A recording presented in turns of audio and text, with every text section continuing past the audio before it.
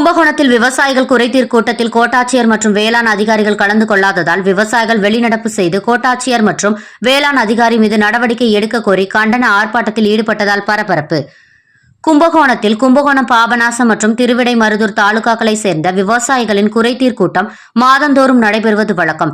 இந்நிலையில் 2024 லோக்சபா தேர்தல் விதிமுறைகளால் கடந்த சில மாதங்களாக விவசாயிகள் குறைதீர் கூட்டம் நடக்கவில்லை. லோக்சபா தேர்தல் முடிவுகள் அறிவிக்கப்பட்டு தேர்தல் நடத்தை விதிமுறைகள் தளர்வு செய்யப்பட்டதால் ஜூலை மாதத்திற்கான விவசாயிகள் குறைதீர் கூட்டம் இன்று மாலை 4 மணிக்கு கோட்டாட்சியர் பூர்ணிமா தலைமையில் நடப்பதாக அறிவிக்கப்பட்டிருந்தது. அதன் அடிப்படையில் விவசாயிகள் குறைதீர் கூட்டத்திற்கு மாலை 4 மணிக்கு தொடங்கியது. ஆனால் விவசாயிகள் குறைதீர் கூட்டத்தில் கோட்டாட்சியர் மற்றும் கும்பகோணம் பாபநாசம் திருவிடைமருதூர் ஆகிய தாலுகா வட்டாட்சியர்கள் வேளாண் துறை அதிகாரிகள் பங்கேற்கவில்லை.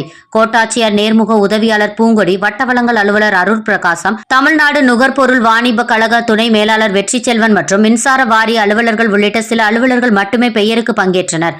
அகில இந்திய விவசாயிகள் சங்க மகாசபை மாநில குழு உறுப்பினர் நடராஜன் பேசுகையில், தமிழக அரசின் குறுவை சிறப்பு தொகுப்பு திட்டத்தில் உள்ள குளறுபடிகளை போக்கி அனைத்து விவசாயிகளுக்கும் குறுவை சிறப்பு தொகுப்பு கிடைக்க நடவடிக்கை எடுக்க வேண்டும். கும்பகோணம் இருந்து சோழபுரம் செல்லும் தனியார் பேருந்துகள் தங்கள் இஷ்டத்திற்கு கட்டணங்களை உயர்த்தியுள்ளதை சம்பந்தப்பட்ட வட்டார போக்குவரத்து துறை அதிகாரிகள் கண்டறிந்து நடவடிக்கை எடுக்க வேண்டும்.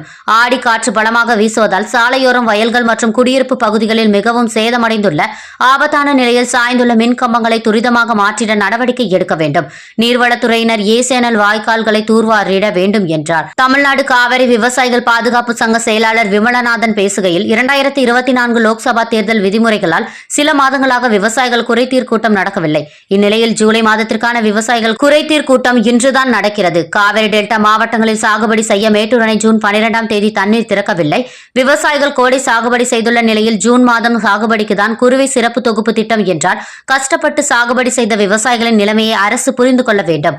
விவசாயிகள் குறைதீர் கூட்டத்திற்கு உயர் அதிகாரிகள் யாரும் வராத நிலையில் விவசாயிகளின் பிரச்சனையை எப்படி மாவட்ட மாநில நிர்வாகிகள் கவனத்திற்கு கொண்டு செல்வது? கும்பகோணம், பாபநாசம், திருவிடைமருதூர் ஆகிய தாலுகாவில் உள்ள வேளாண் உதவி இயக்குநர்கள், வேளாண் அலுவலர்கள் என யாருமே விவசாயிகள் குறைதீர் கூட்டத்தில் பங்கேற்காமல் விவசாயிகளை வேண்டுமென்றே புறக்கணிக்கின்றனர்.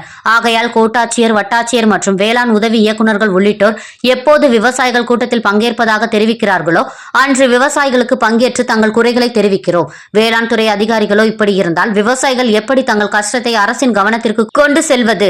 எனவே விவசாயிகள் குறைதீர் கூட்டத்தை அனைத்து விவசாயிகளும் புறக்கணித்து வெளிநடப்பு செய்கிறோம் என்றார். இதையடுத்து விவசாயிகள் குறைதீர் கூட்டத்தில் இருந்து அனைத்து விவசாயிகளும் வெளிநடப்பு செய்து வேளாண் துறை அதிகாரிகள் மற்றும் வட்டாட்சியர், கோட்டாட்சியர், வட்டாட்சியர்களை கண்டித்து கண்டன முழக்கங்களை எழுப்பினார்கள்.